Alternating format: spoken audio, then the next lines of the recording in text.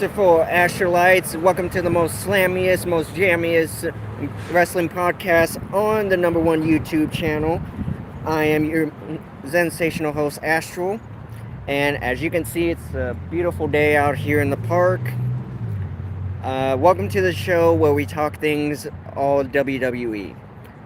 And before I get started, I just want to dedicate this video to Roxanne Perez. If you guys don't know what happened, I'll get to the end of it. I'll tell you guys what happened by the end of the show. But without further ado, let's get started. I had to write my matches on paper since I'm using the phone today, so I hope you guys don't mind. Tony D versus Dijak. This rivalry's been heated up for the past, if I remember correctly, 2 months, somewhere around there. But anyway, Tony D, hey, that Don of NXT. He challenged Dijak to a jailhouse match. It was called something further, but I forgot what else it was. But anyway, basically, no pins, no countouts, no disqualifications. The only way to win the match is to make sure your opponent is incapacitated, put inside the steel cage, like a little mini steel door cage looking thing. But anyway, close that baby shut, lock it, throw away the key, you win the match. And of course, Tony D, he's with Stax. He brings him out to the ring. That's his fam. That's his, whatever he calls it. Pretty much his Padawan. For those of you Star Wars fans as well. It was a brutal fight. It was a brutal match.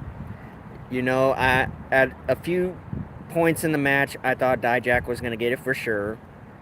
But Stax, being the reliable guy that he is, before Dijak can close the cage officially, Stax slides in.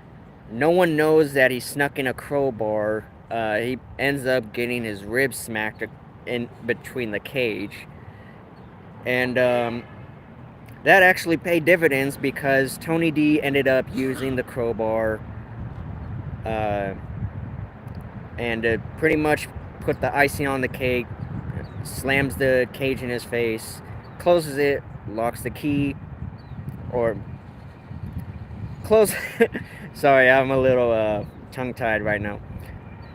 Closes the cage, locks it, pretty much ends the match that way. So congratulations to Tony D on that one. Dijak's gonna be even more miffed about that. He has not been having much of a good run lately. And the next one is Braun Breaker and the Creeds versus Indus and Jinder Mahal. Now, Indus, they've been causing so many problems for the Creed brothers. And, shoot. Have to deal with bees today. Hopefully they don't get in my drink. Sorry about that. But anyway,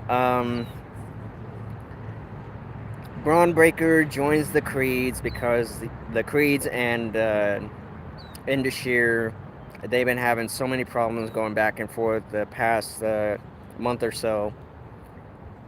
And again, a brutal fight. Indus got behemoths of superstardom. That they're just monstrous when they're in the ring. But that's a good thing. You want all that ruthless aggression out and about when you're in that ring. You're doing this, that, and the third. But in the end, the Creeds and Breaker, they ended up winning the match. So congratulations to those three men.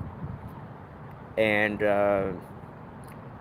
we'll see how Indus and Jinder Mahal recuperate after that match. Next on the list, a personal favorite of mine, Gigi Dolan versus JC Jane. And I know I'm not the only one. I know there's a bunch of you Astralites who have been waiting and waiting to see, because ever since Mandy left Toxic Attraction, there's been cracks. There's been cracks between Gigi and JC. And, we're just wondering, what happens now? Are they going to get their championships back without Mandy? Are they going to go their separate ways? We've all been questioning this. And deep down, I've always known that JC had that whole selfish persona, I guess you can say. She would, like she even said in the promo, she was like, I've been doing this and that for the group ever since day one, this, that, and the other. And usually when you see a promo like that, you can usually tell if someone's going to be babyface or heel. Now, honestly, I've been a personal fan of Gigi Dolan the entire time. I've seen her before she got into Toxic Attraction. I was like, as soon as she used that finisher she does, I was like, you know what, that's game over. But that was back then. And ever since Ding Dong Hello, things have pretty much hit the surface since then. It was the kick heard around the world. And, Gigi showing the damage done after that, I was like, ooh, that's, no. I'm sorry, I don't mean to laugh. I'm still a Gigi Dolan fan. Like, I was rooting for her to win and everything, and so we fast forward to her versus JC. Well, not there just yet. One sec. Mouth's getting dry too quick. But anyway, so Gigi, she, after the first time in weeks prior to Roadblock, she pretty much comes out. She says that she was a runaway because she had a bad mom, basically. And I know friends like that. I have friends like that. I've known people who have that same situation. So my heart went out for her, And now we fast forward to the match. She's got all this pent-up aggression. She takes out on JC. And I'm just so happy to see all of it just unravel. And okay. I tried to show everybody my shirt. I'm wearing the Fiend shirt. Bray Wyatt's alter ego. But anyway, it's a fierce battle. But in the end, Gigi ends up winning the match with that signature move. I like to call it total Dolination. That's what I like to call it. I hope that she's kind of watching this and taking that name under advisement. She'll probably call it something else, but that's just what I call it for right now. But she pins JC 1, 2, 3, and you think that would be the end of it. She just won the battle. But this is an all-out war between them. That this has become so personal in between the two. That JC becomes a sore loser. She attacks Gigi after the match. And then she grabs a chair, puts it over her neck. Just basically like, you know what? I've had enough of this. Consider that your last win. I'm going to end your career here and now. But thankfully, the officials were there on time to stop JC from doing something that's going to eat away at her later, possibly. Probably not. I don't know. But that's pretty much how that segment ended. And let's see.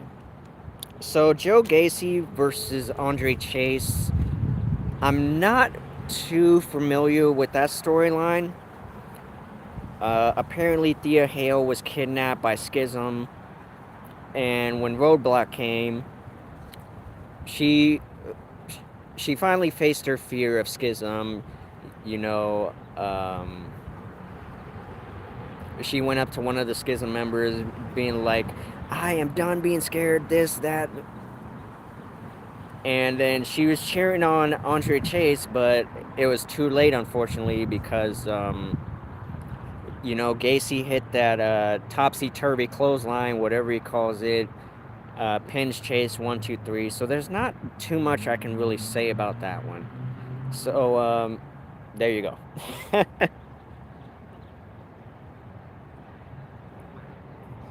And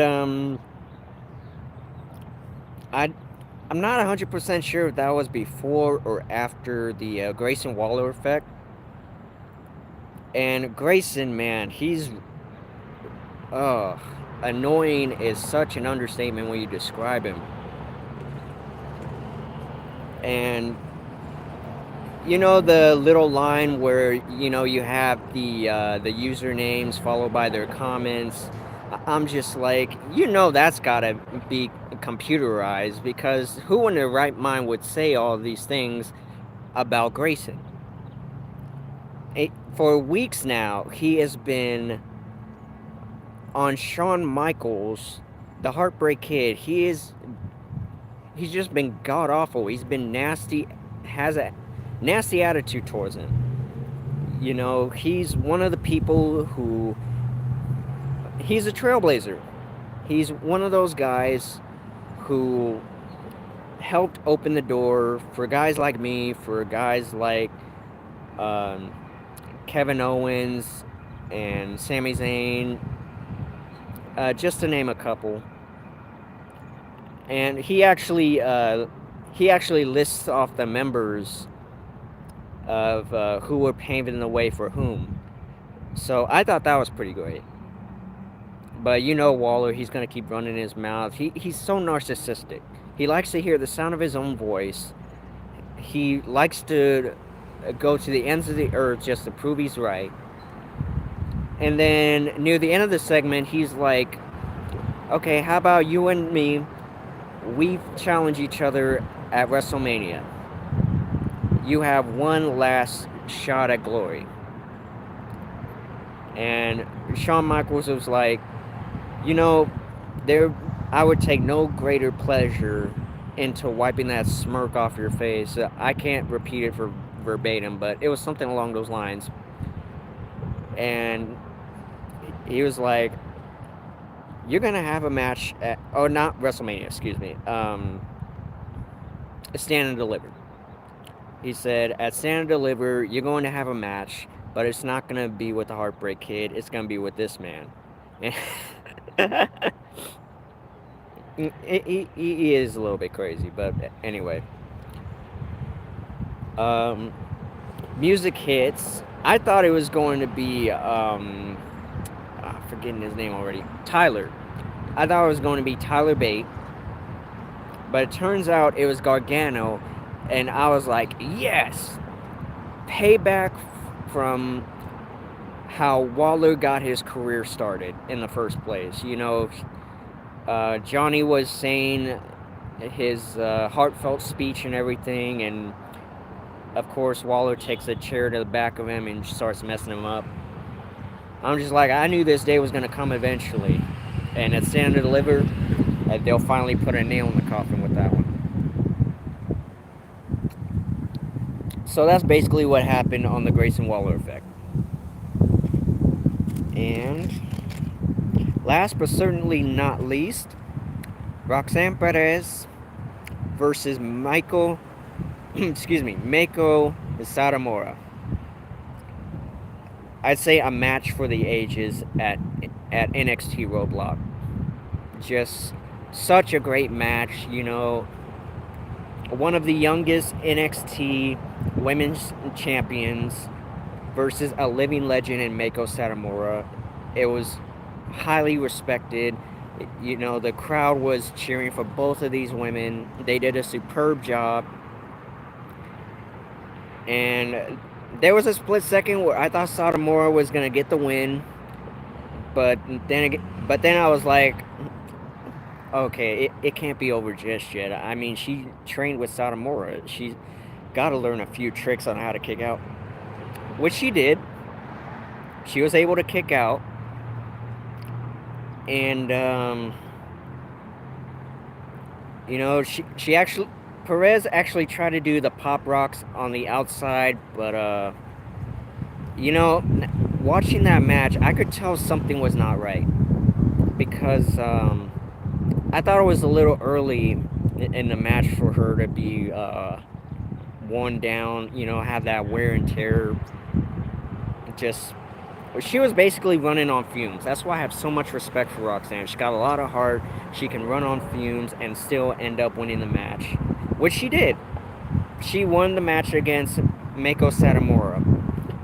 For the sad part, as I was mentioning earlier in the video, I was dedicating this to Roxanne Perez because she was unconscious after the match. You know, she couldn't move. She could hardly breathe. Uh, a lot of the NXT fans, myself included, we were just flabbergasted. But I speak for myself as well as the Astrolites and anyone else who watches NXT who's a Roxanne Perez fan. Our hearts go out to you. We hope you get well soon. Take it easy as well as you can, and we'll see you back in the ring. Just as soon as you're A-OK, 100%, however you're feeling, get well soon. And on that note, I want to thank you guys so much for watching. I'm so glad to be outdoors again doing Slam Jam for you guys. And I know it's been a hot minute since I did Slam Jam for you guys, so I appreciate you guys watching, showing me the love. And I'm gonna do my best to get Stand and Deliver and WrestleMania to you guys. It's WrestleMania season. It's 3 weeks away. That's amazing. 3 weeks away from one of the greatest stages of all time.